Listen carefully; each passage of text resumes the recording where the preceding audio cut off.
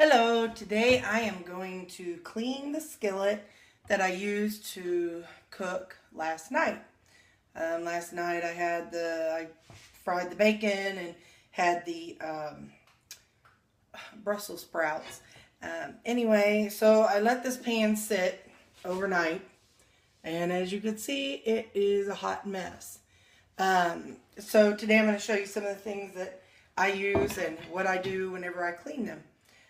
First off, the handle is always going to be hot when you're cooking, so make sure you have hot pads or this little handy dandy thing that goes over the end of the handle. It's great for when you're cooking, but for cleaning, I have a scraper. I got this off eBay. It's a Lodge, and it's designed specifically for cast iron. If you have a pan that has grates on it, you can buy the kind that has the notches. I also use a Scotch-Brite scouring pad, and sometimes I use just one of these. But as most people say, you don't use soap when you're cleaning your cast iron. I heard that some people do and some people don't. Personally, I don't, but that's just how I do it. So now we're going to have some fun and clean up this. So I'm getting some water here, trying to get it really warm so that way it can get in there and loosen up some of the grease and food that's caked on it from last night.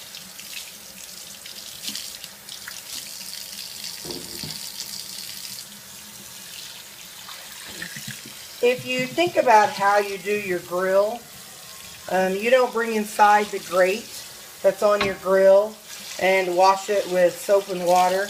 Most people, whenever you're heating your coals up or turning your grill and letting it warm up, you let that heat up, and then with that, then you take something and scrape it off and let the heat do the cleaning for you. So that's basically what you're doing with your cast iron. Whenever you preheat and cook with your cast iron, that is, cooking out all the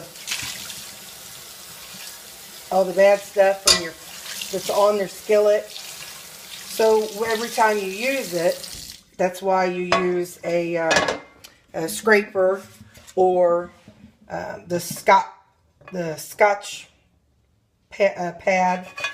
So right now I'm just taking this, and it's not metal, it's plastic, and I'm using that to scrape the bottom of the skillet to get anything that's stuck on the surface.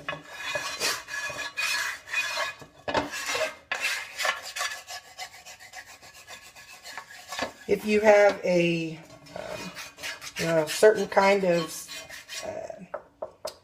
sink that stains or marks easily, you'll want to put down a towel.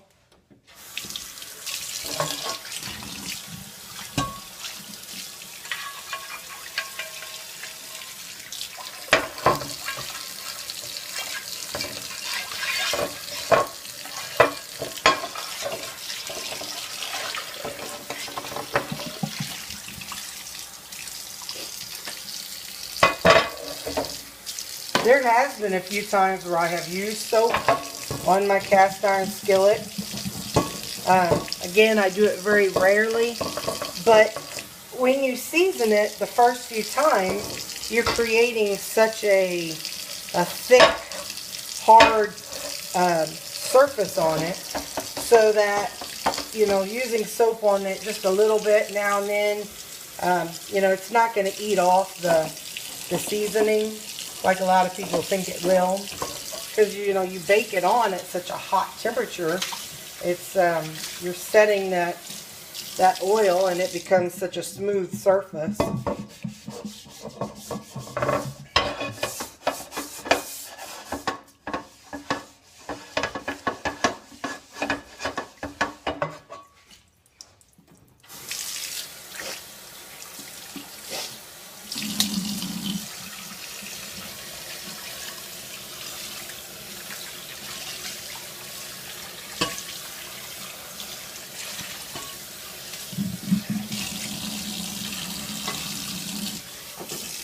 And you want to run your fingers along and see if there's any surfaces or any, you know, pieces of food left behind. And there's not. It's totally smooth in there. And when I pour it out, the water is perfectly clear. So then what I do, and you can even see that the water is beading up. It's beading up on the surface. So the oil that, you know, has been cooked on through seasoning it, it's still there. Still doing its job. So then you want to dry it as fast as you can. Just so that way the water doesn't sit.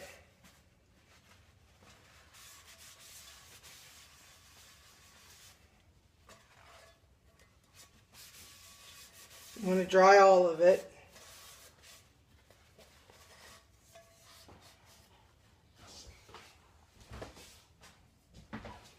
And then I bring it over to the oven.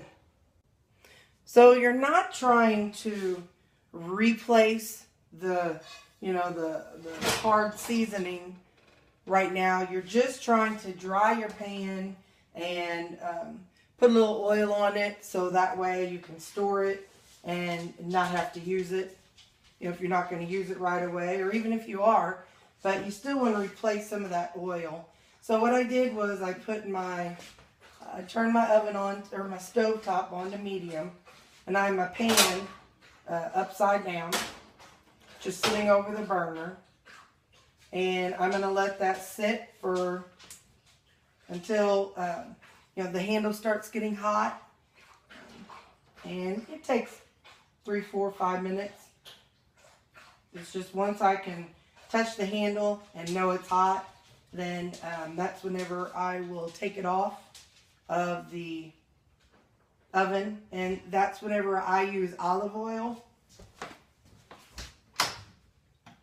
I use the lard whenever I'm making the, you know, the hard, the shell, Teflon type coating.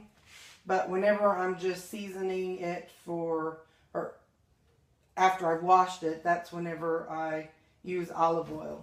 But right now, like I said, I've got the heat on medium until it heats up, and so it can get it good and dry and warm to accept the oil that I'm about to put in it. So now you'll see some smoke coming out from under your skillet, which is fine. It's just drying your skillet. But my handle's starting to get pretty good and warm, so I put the cover over the handle, and then I just take it off and I'll set it back down.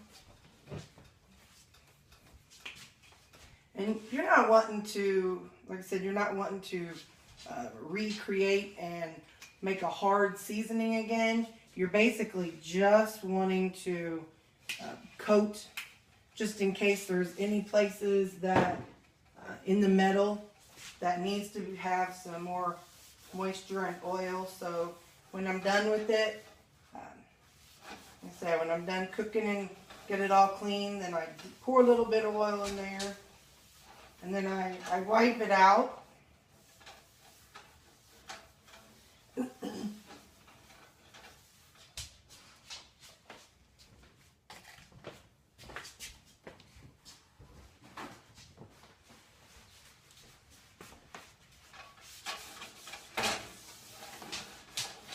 Because you don't want it to pool, you don't want there to be any excess oil.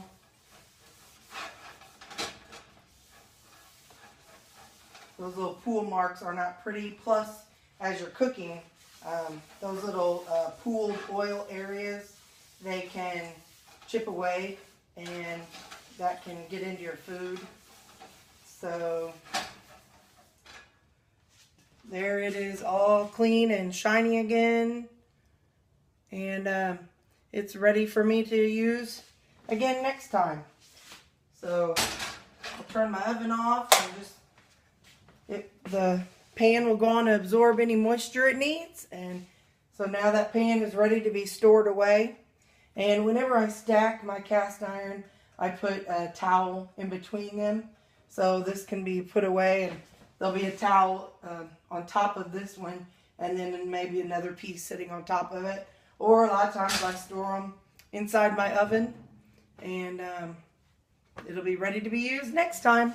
Thanks for watching. Give a thumbs up.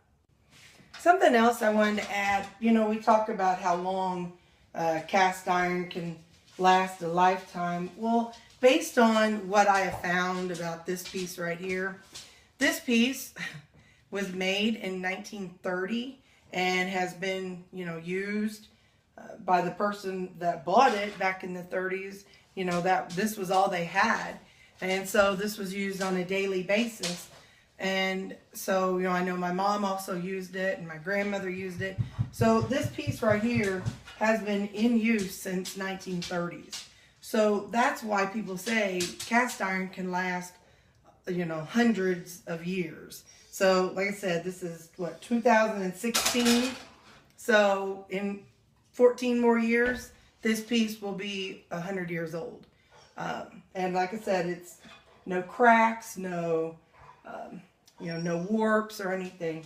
So that's one great thing about cast iron is you may have to spend a little bit more to buy a piece, but once you have it, whether you get it from eBay or whether you get it from a family member, and even if you pick one up that is rusty and looks awful, once you strip it down to the bare iron and clean it up and season it, and once you have it in working condition, you just keep using it and using it and using it, and it will last you, for your whole life.